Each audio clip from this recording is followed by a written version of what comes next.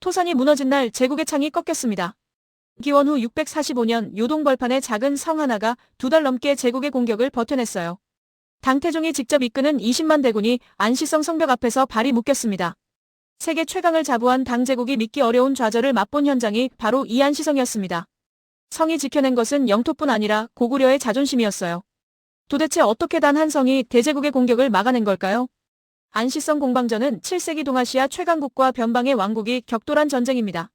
안시성 성벽보다 높게 쌓아올린 흙더미는 당군의 마지막 희망이었어요. 그러나 바로 그때 성을 압도하려던 토산이 돌연 무너져 내렸습니다. 수십만 대군의 함성은 비명이 되고 당태종의 승리 꿈은 흙더미와 함께 사라졌습니다. 2달 넘게 계속된 공성전은 이 장면과 함께 믿기 힘든 결말로 향했습니다. 벌써 요동의 가을바람은 차갑게 불기 시작했고 당군의 노장은 당혹스러움에 말을 잃었습니다. 승리에 도취됐던 당태종의 얼굴에 처음으로 그림자가 드리워졌습니다. 성을 무너지길 기다리던 당나라 진영에는 정적이 흘렀어요. 성벽 위 고구려 수비병들은 함성을 지르며 승리를 예감했을지도 모릅니다. 이 순간은 고대 동아시아 전쟁사에서 손꼽히는 반전의 명장면으로 기억됩니다. 강철 같은 당제국의 창끝이 이토록 무력하게 꺾일 줄 누가 상상했겠나요? 하지만 이 믿기지 않는 승부 뒤에는 치열한 행군과 전략, 그리고 인간 드라마가 숨어 있습니다.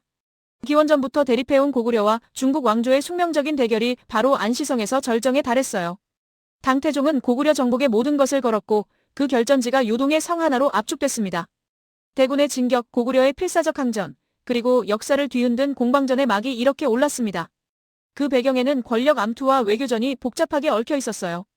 연개 소문이 피로 얻은 권력, 신라의 구원 요청, 그리고 당의 야망이 한데 뒤섞였죠. 그 중에서도 기원 후 642년 연개 소문의 정변은 동아시아 정세에 불을 붙인 도화선이었습니다. 고구려의 실권자가 된 연개 소문은 당과 신라의 위협적인 인물이었죠.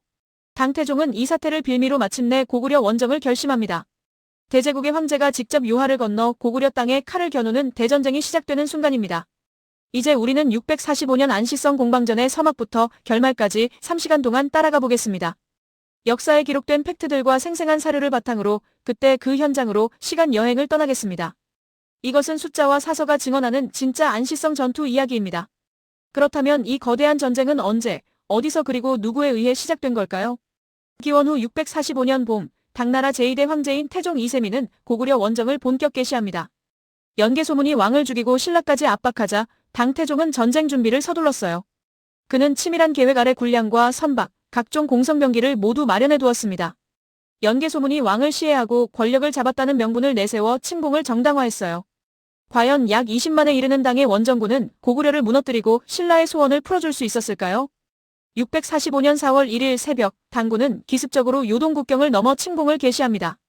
이세적 장군이 이끄는 약 6만 명의 당 육군이 요하를 건너 선두 공격에 나섰어요. 당태종은 정예 기병 1만을 친히 거느리고 뒤이어 합류했습니다. 동시에 장량이 이끄는 수군 500척이 병력 4만 명을 싣고 바다로 진격했습니다. 당나라의 공격로는 육로와 해로로 동시에 펼쳐졌고 요동 전역이 전장의 불길에 휩싸였어요. 고구려는 기습에 대비해 변경에 여러 성을 두루 강화했지만 당군의 속도를 따라가기 벅찼습니다. 4월 15일경 당 선봉군은 요동 무순 부근의 계모성을 포위 공격하기 시작합니다. 계모성은 11일간의 저항 끝에 4월 26일 함락되고 말아요. 당군은 계모성에서 주민 2만 명과 곡물 100만 석을 노획했습니다. 이 승리로 당군은 사기를 드높이며 다음 목표로 요동성으로 진군합니다. 한편 바다로 상륙한 당수군은 천혜의 요새로 알려진 비사성을 급습해 5월 2일 함락시킵니다. 비사성의 함락으로 당군은 해상 보급로를 확보하고 배후 걱정을 덜 수 있었어요. 당태종 자신도 요동 지역에 직접 들어와 본대에 합류했습니다. 드디어 당군의 화살 끝은 요동 방어의 요충지인 요동성을 향합니다. 요동성은 요하 동쪽의 관문으로 고구려 방어망의 핵심 거점이었어요. 당군은 5월 초부터 20일 가까이 맹렬한 공격을 퍼부으며 요동성을 압박했습니다. 불화살을 쏘아 성내에 불을 지르고 돌을 날리는 투석기로 성벽을 허물었습니다. 격렬한 공방 끝에 5월 17일 요동성의 성벽에 당의 깃발이 꽂혔습니다. 요동성 함락으로 당태종은 크게 고무되어 승리를 굳게 믿게 되었어요. 당군은 곧이어 6월 10일 백암성까지 함락하며 파죽지세로 진격했습니다. 연이은 함락 소식에 고구려 조정은 큰 충격에 빠졌을 것입니다. 고구려는 급히 대규모 지원군을 조직하여 최후의 보루인 안시성으로 향하게 합니다. 고구려는 귀족 장수 고연수와 고혜진에게 말갈 연합군 포함 15만 군사를 맡겨 안시성을 구원하게 했어요. 이제 요동의 작은 성 안시성을 둘러싼 당군과 고구려의 운명적인 격돌이 눈앞에 다가왔습니다. 6월 20일 당군은 마침내 안시성에 이르러 곧바로 성을 포위합니다. 안시성은 당시 요동지역 고구려 방어망의 최북단 요새 중 하나였어요. 높은 성벽과 천혜의 지형에 둘러싸인 난공불락의 성체로 명성이 자자했습니다. 그러나 아직 공성전이 본격화되기도 전에 고구려의 구원군이 안시성 근처에 나타났어요. 고구려 구원군은 7월 초 안시성 남쪽 벌판에 집결해 반격 태세를 갖추었습니다. 고연수와 고혜진이 이끄는 고구려군 15만 명은 안시성 포위 당군의 배후를 노렸습니다. 이 예상치 못한 대군의 등장에 당태종도 긴장하지 않을 수 없었어요. 당군은 성을 포위한 상태에서 동시에 성 밖의 적군과 싸워야 하는 위기에 놓였어요. 하지만 당태종은 침착하게 두 갈래 전략으로 이 위기를 정면 돌파합니다. 그는 이세적에게 1만 5천 정예를 주어 일부러 물러나는 척 유인하도록 했어요. 또한 장손무기 등 다른 장수들에게 주력 부대를 거느리고 우회 기동하라는 명령을 내립니다. 과연 고구려의 구원군은 당태종의 함정에 그대로 빠져들었을까요? 7월 20일 두 군대는 안시성 인근에서 마침내 정면으로 충돌했습니다. 이세적의 유인계에 말려든 고구려군은 진영을 흐트러뜨리며 깊이 추격에 나섰어요. 바로 그때 매복해 있던 장손무기의 당군 본대가 측면에서 기습 공격을 가합니다. 고구려 말갈 연합군은 순식간에 포위되며 대혼란에 빠졌습니다. 사방에서 당군의 함성이 울리고 고구려 병사들은 갈피를 못 잡았어요. 결국 지휘부마저 우왕좌왕하다가 고연수와 고혜진은 항복을 결정합니다. 이 하루의 전투로 고구려 구원군은 사실상 괴멸되고 맙니다. 전투 후 36,800명의 포로가 당군에 의해 잡혔고 그중 말갈 병사 3,300명은 처형되었습니다.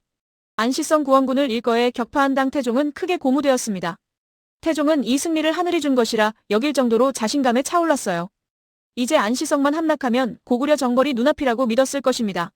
하지만 정작 안시성은 꿈쩍도 하지 않고 굳건히 버티고 있었어요. 이때 고구려는 안시성 외에 추가 지원을 보낼 여력이 거의 없었습니다. 남쪽에서 신라군이 공세를 취해 고구려 남방을 위협하고 있었고 북쪽으로는 신흥 강자인 설현타와 손잡고 당을 견제하려던 외교책도 수포로 돌아갔습니다. 이로써 안시성은 완전히 고립되어 더 이상의 지원을 기대할 수 없는 처지가 되었습니다. 당태종은 투항한 고연수 등을 내세워 안시성 성주에게 항복을 권유했습니다. 성 위에서 이를 지켜보던 안시성 수비군은 응하지 않았어요. 이제 당군은 최첨단 공성무기를 총동원해 성을 정면으로 밀어붙이기 시작합니다. 당군은 돌을 날려 성벽을 무너뜨리는 투석기와 성문을 부수는 충차까지 동원해 성을 정면으로 밀어붙였습니다. 그러나 안시성 측은 이를 번번이 물리쳤고 무너진 성벽도 재빨리 수리했어요. 당태종은 성이 좀처럼 무너지지 않자 초조해지기 시작합니다. 그는 야영지를 여러 차례 옮겨가며 돌파구를 찾았지만 성은 끄떡없었습니다. 분노한 태종은 안시성이 함락되는 날은 성 안남자들을 모두 죽이겠다고 공언했습니다. 당군은 더욱 맹렬히 공격했지만 성벽에는 아직도 고구려 깃발이 휘날리고 있었어요. 일각에서는 안시성을 포기하고 우회하자는 주장이 고개를 들었습니다. 포로가 된 고연수의 건의대로 안시성을 뒤로 한 채 동쪽의 오골성을 치고 곧장 평양으로 진격하자는 의견이 나왔습니다. 그러나 천자가 친히 싸움터에 나왔으니 안시성을 뒤에 두고 앞으로 나아가는 모험은 할 수 없다는 주장도 만만치 않았어요. 결국 당태종은 안시성을 정면 돌파하기로 결정하고 포위를 이어갑니다. 한편 장량이 이끄는 당나라 수군의 건안성 공격마저 교착 상태에 빠지게 되었습니다. 이처럼 시간이 지체되자 태종은 조급해졌어요. 그는 이세적으로 하여금 하루에도 6번씩 안시성 서쪽 성벽을 공격하도록 재촉했습니다. 안시성 전투는 장기전으로 접어들었고 당군도 점점 지쳐갔어요. 성은 무너지지 않고 겨울이 다가오면서 당군의 보급 상황도 나빠지기 시작했습니다. 이러다간 장기전에서 불리해질 것을 우려한 당태종은 특단의 조치를 계획합니다. 성벽보다 높은 인공 언덕, 일명 토산을 쌓아 성을 강제로 넘겠다는 전략이었어요. 당군은 연인원 50만 명을 동원해 60일 동안 성벽보다 높게 토산을 쌓아 올리기 시작했습니다. 토산이 완성되면 성안을 굽어보며 일거에 돌파할 수 있으리라 기대했죠. 매일 수천 명의 병사가 흙과 돌을 날라 거대한 언덕이 성곽 옆에 자라났습니다. 안시성 수비대도 이를 속수무책으로 지켜볼 수밖에 없었어요. 토산이 점점 성벽 높이를 넘어서는 순간 당군은 결전을 눈앞에 두고 있었습니다. 성안의 고구려군은 초조했지만 끝까지 포기하지 않고 버텼어요. 결정적인 돌파구를 눈앞에 둔 당군의 사기는 하늘을 찔렀습니다. 거대한 토산이 완성되자 당군은 성안을 내려다보며 최후의 총공격을 준비합니다. 안시성 운명의 순간이 다가오고 있었어요. 태종은 성을 향해 마지막 공격 명령을 내렸고 승리는 눈앞에 있어 보였습니다. 88일 동안 버텨온 안시성은 이제 무너질 일만 남은 듯 보였죠. 그러나 역사는 마지막 순간에 놀라운 반전을 준비하고 있었습니다. 마침내 안시성 공방전의 운명을 가를 결정적인 장면은 어떻게 펼쳐졌을까요? 당군은 완성된 토산 위로 병력들을 올려 최후의 총공세를 퍼부었습니다. 성벽 높이보다 높은 토산 위에서 쏟아지는 화살과 돌의 안시성 수비대는 긴장했어요. 당군은 함성을 지르며 토산을 발판 삼아 성벽을 향해 거침없이 돌격했습니다. 고구려 수비대는 마지막 힘을 다해 성 위에서 필사적으로 막아냈습니다. 순간 토산 아래에서 둔중한 진동음이 울려 퍼졌습니다. 토산이 갑자기 흔들리더니 돌연 산사태처럼 무너져 내리기 시작했어요. 믿기지 않는 광경에 당군과 고구려군 모두 잠시 동작을 멈추었습니다. 수십일 공들여 쌓은 흑산이 순식간에 허물어지며 성벽 모퉁이를 덮쳤습니다. 이 붕괴로 성벽 한쪽까지 무너져 내렸습니다. 일설에는 고구려군이 몰래 땅굴을 파 토산을 무너뜨렸다는 주장도 있습니다. 토산이 무너지면서 쌓였던 흙먼지가 사방을 뒤덮었고 당군 진영에 혼란이 번졌어요. 절체절명의 순간에 안시성 수비대는 즉각 성벽의 틈으로 돌격해 나왔습니다. 안시성 부대는 순식간에 토산을 점령하고 그 위에 고구려의 깃발을 꽂았어요.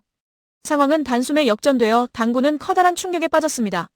승리를 확신했던 당나라 장수들은 눈앞에서 펼쳐진 참상에 아연실색했어요.